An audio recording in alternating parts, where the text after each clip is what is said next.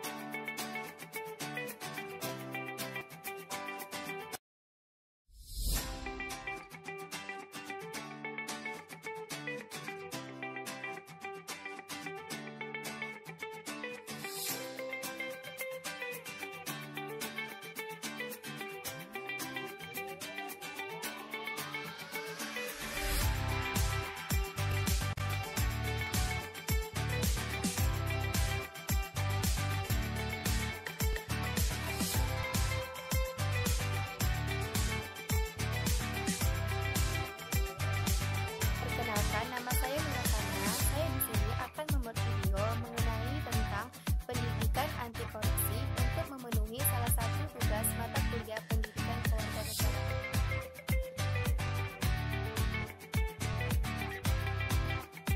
Baiklah, di dalam materi pendidikan anti korupsi, saya akan membahas beberapa pokok pembahasan mengenai materi tersebut. Yang pertama adalah pengertian dan korupsi itu sendiri, yang kedua bentuk perilaku korupsi, yang ketiga faktor penyebab korupsi, yang keempat dampak yang diakibatkan dari korupsi, yang keenam nilai-nilai dan prinsip-prinsip anti korupsi, yang ketujuh pendidikan anti korupsi, dan yang terakhir adalah peran serta mahasiswa dalam gerakan anti korupsi dan upaya pencegahan dari korupsi.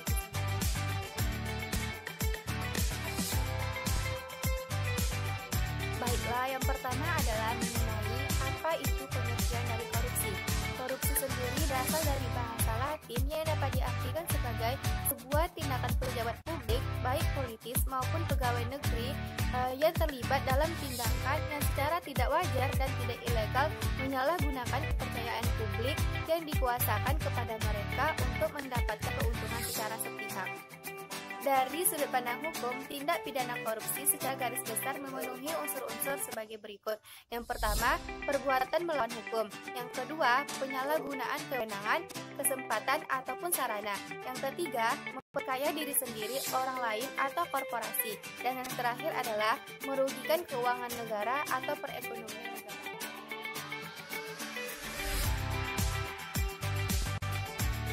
Selanjutnya adalah pembahasan tentang bentuk perilaku korupsi. Yang pertama adalah pemberian suap atau pemberian suap atau suap adalah seperti pemberian dalam bentuk uang, barang, fasilitas, dan janji untuk melakukan atau tidak melakukan sesuatu perbuatan yang akan berakibat membawa untung terhadap diri sendiri atau pihak lain yang berhubungan dengan jabatan yang dipegangnya pada saat itu. Kedua adalah penggelapan. Penggelapan adalah perbuatan kesempatan mengambil tanpa hak oleh seseorang yang telah diberi kewenangan untuk mengawasi dan bertanggung jawab penuh terhadap barang milik negara oleh pejabat publik maupun swasta. Yang ketiga adalah pemalsuan. Pemalsuan adalah suatu tindakan atau perilaku untuk mengelabui orang lain atau organisasi dengan maksud untuk kepentingan dirinya sendiri maupun orang lain. Yang keempat adalah pemerasan. Pemerasan adalah memaksa seseorang untuk membayar atau memberikan sejumlah uang atau barang atau benda lain sebagai ganti dari seseorang pejabat publik untuk membuat atau tidak membuat sesuatu. Perbuatan tersebut dapat diikuti dengan ancaman fisik dan kekerasan. Bentuk perilaku korupsi yang kelima adalah penyalahgunaan jabatan atau wewenang. Maksudnya, mempergunakan kewenangan yang dimiliki untuk melakukan tindakan yang memihak atau indikasi kepada kelompok atau perseorangan, sementara bersikap diskriminatif terhadap kelompok dan perseorangan lainnya. Yang keenam adalah pertentangan kepentingan atau memiliki usaha sendiri. Maksudnya, melakukan transaksi publik dengan menggunakan perusahaan milik pribadi atau keluarga dengan cara mempergunakan kesempatan dan jabatan yang dimilikinya untuk memenangkan kontrak pemerintah. Bentuk perilaku yang ketujuh adalah pilih kasih. Maksudnya, memberikan pelayanan yang berbeda berdasarkan alasan hubungan keluarga, afiliasi partai politik, suku, agama, dan golongan yang bukan alasan objektif seperti kemampuan, kualitas, rendahnya harga, dan profesionalisme kerja. Yang kedelapan adalah menerima komisi. Maksudnya, pejabat publik yang menerima sesuatu yang bernilai dalam bantuan uang, saham, fasilitas barang, dan lain-lain sebagai syarat untuk memperoleh pekerjaan atau hubungan bisnis dengan pemerintah. Yang kesembilan adalah nepotisme. Nepotisme adalah tindakan untuk mendahulukan sanak keluarga, kawan dekat, anggota partai politik yang sepaham dalam menunjukkan atau pengangkatan staf atau pemilihan pemenang lelang. Yang ke-10 adalah kontribusi atau sumbangan ilegal. Hal ini terjadi apabila partai politik atau pemerintah yang sedang berkuasa pada waktu itu menerima sejumlah dana sebagai kontribusi dari hasil yang dibebankan kepada kontrak-kontrak pemerintah.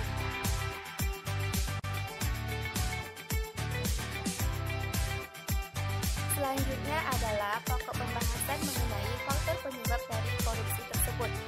Korupsi disebabkan oleh dua faktor, yaitu faktor internal dan faktor eksternal. Faktor internal adalah penyebab korupsi yang berasal dari faktor individu itu sendiri. Sedangkan faktor eksternal adalah faktor yang berasal dari lingkungan individu itu sendiri. Dan ada juga beberapa kondisi yang menjadi faktor-faktor terjadinya korupsi di Indonesia. Yang pertama, konsentrasi kekuasaan di pengambilan keputusan yang tidak bertanggung jawab langsung kepada rakyat. Yang kedua, kurangnya transparansi di pengambilan keputusan pemerintah.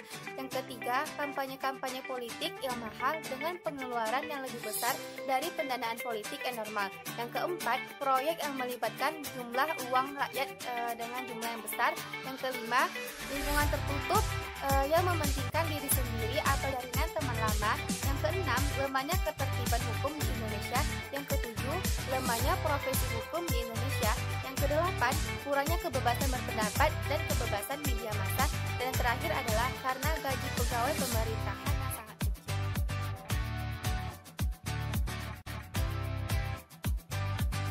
Pokok pembahasan selanjutnya adalah mengenai dampak negatif yang ditimbulkan dari adanya korupsi.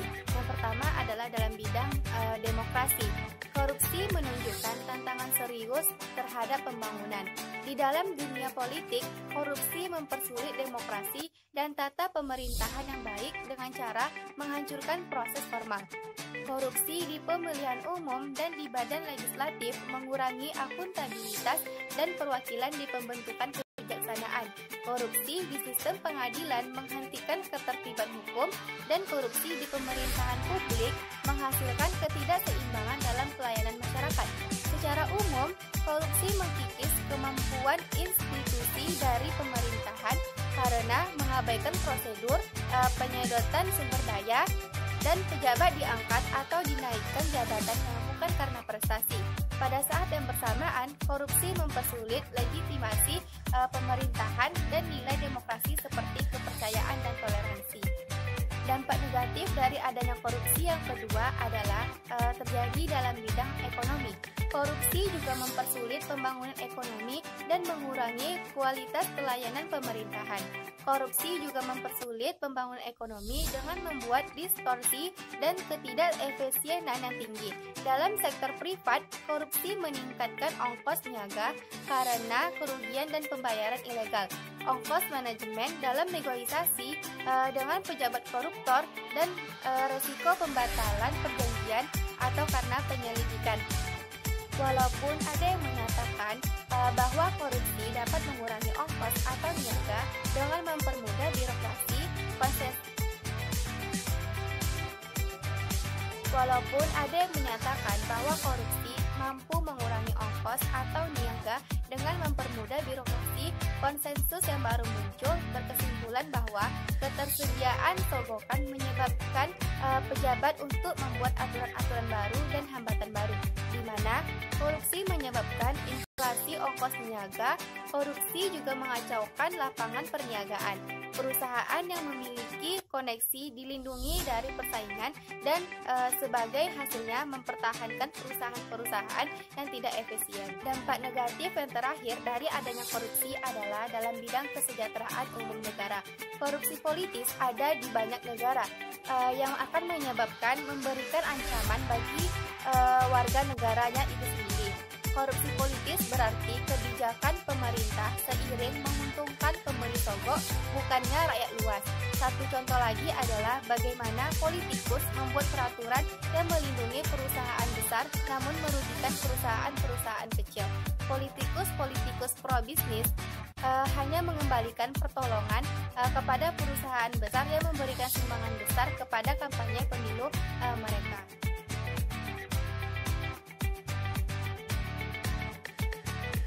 Baiklah, selanjutnya adalah pokok pembahasan mengenai nilai-nilai anti korupsi. Yang pertama adalah jujur.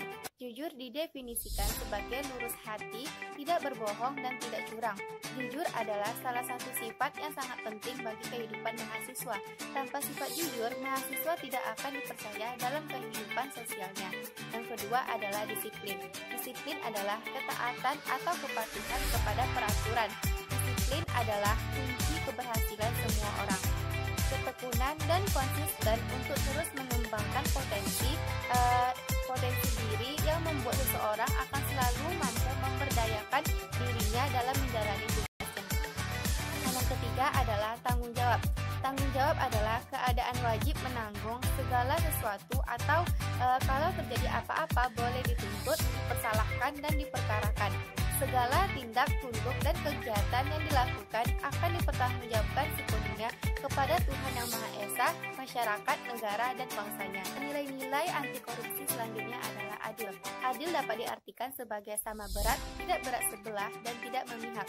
Keadilan adalah penilaian dengan memberikan kepada siapapun sesuai dengan apa yang menjadi haknya, yakni dengan bertindak proporsional dan tidak melanggar hukum. Selanjutnya adalah nilai berani. Berani adalah mempunyai hati yang mantap dan rasa percaya diri yang besar dalam menghadapi bahaya, kesulitan, dan sebagainya, ataupun tidak takut. Seseorang yang memiliki karakter kuat akan memiliki keberanian untuk menyatakan kebenaran, berani mengakui kesalahan, berani bertanggung jawab, dan berani menolak kebatilan. Nilai selanjutnya adalah nilai peduli. Peduli adalah sebuah sikap keberpihakan kita untuk melibatkan diri dalam persoalan, keadaan, ataupun kondisi yang terjadi di sekitar kita. Orang-orang peduli adalah mereka yang terpanggil melakukan sesuatu dalam rangka memberi inspirasi, perubahan, kebaikan kepada lingkungan dan sekitarnya. Kepedulian sosial kepada sesama menjadikan seseorang memiliki sifat kasih sayang. Dan nilai anti korupsi yang ketujuh adalah kerja keras. Kerja keras adalah kegiatan yang dikerjakan secara bersungguh-sungguh tanpa mengenal atau berhenti sebelum target yang kita targetkan tercapai, dan selalu mengutamakan atau memperhatikan kepuasan hasil pada setiap kegiatan yang dilakukan. Bekerja keras merupakan hal yang paling penting guna tercapainya hasil yang sesuai dengan target. Nilai anti korupsi yang selanjutnya adalah sederhana. Sederhana adalah hidup apa adanya dan merasa cukup dengan apa yang dianugerahkan. Dengan gaya hidup yang sederhana, seseorang dibiasakan untuk tidak hidup boros yang tidak sesuai dengan kemampuannya. Selain itu, seseorang yang bergaya hidup sederhana juga akan memprioritaskan kebutuhan di atas keinginannya dan tidak tergoda untuk hidup dengan gemilangnya kemewahan. Dan selanjutnya adalah mandiri. Mandiri adalah sikap untuk tidak menggantungkan keputusan kepada orang lain. Kemandirian membentuk karakter yang kuat pada diri seseorang untuk menjadi tidak tergantung terlalu banyak kepada orang lain.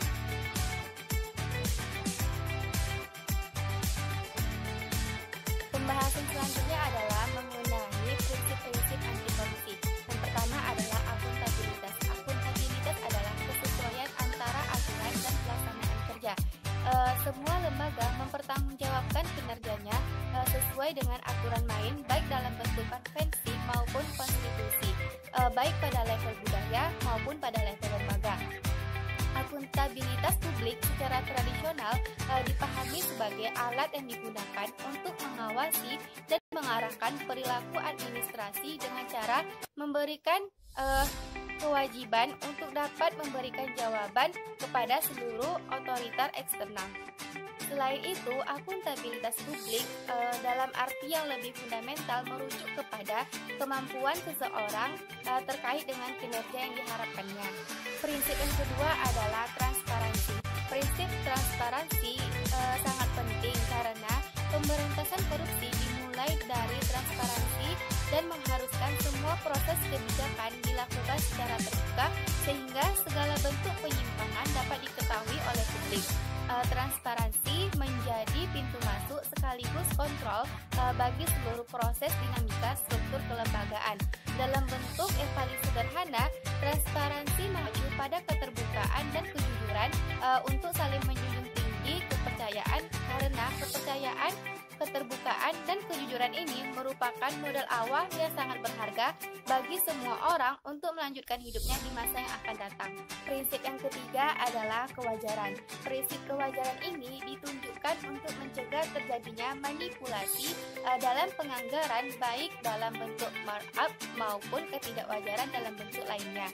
Sifat-sifat prinsip ketidakwajaran ini terdiri dari 5 hal penting. Yang pertama adalah komprehensif atau disiplin, yang kedua fleksibilitas, yang ketiga terprediksi, yang keempat kejujuran, dan yang kelima adalah informatif. Dan yang keempat adalah prinsip kebijakan. Kebijakan ini berperan untuk mengatur tata interaksi agar tidak terjadi penyimpangan yang dapat merugikan negara ataupun masyarakat.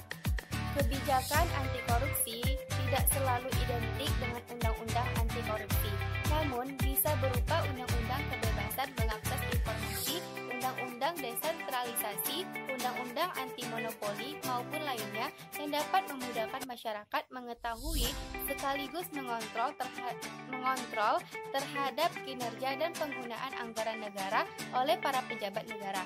Aspek-aspek kebijakan terdiri dari isi kebijakan, pembuat kebijakan, pelaksana kebijakan, kultur kebijakan.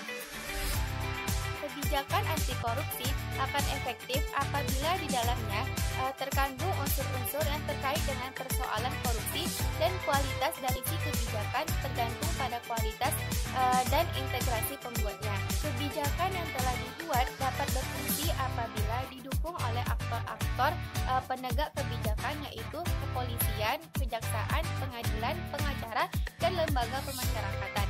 Eksistensi sebuah kebijakan tersebut terkait dengan nilai-nilai, pemahaman, sikap, persepsi, dan kesadaran masyarakat terhadap hukum atau undang-undang anti korupsi. Prinsip yang kelima adalah prinsip kontrol kebijakan. Kontrol kebijakan merupakan upaya agar kebijakan yang dibuat betul-betul efektif dan mengeliminasi semua bentuk korupsi. Bentuk kontrol kebijakan berupa partisipasi, evaluasi, dan reformasi. Kontrol kebijakan partisipasi yaitu melakukan kontrol terhadap kebijakan dengan ikut serta dalam penyusunan dan pelaksanaannya.